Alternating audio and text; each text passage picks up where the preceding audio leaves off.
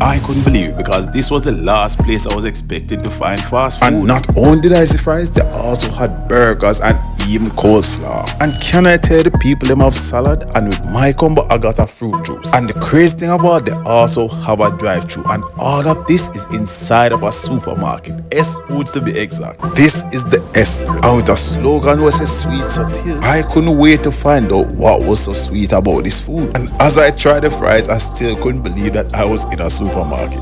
To be honest, I think S Food did an excellent job when it comes to the setup. Because I couldn't tell the difference between a fast food restaurant or if I was in a supermarket or not. After throwing out all that food, I made my way to the peanut butter aisle To find out not only did my thick creamy caramel sell out, but it was freshly restocked.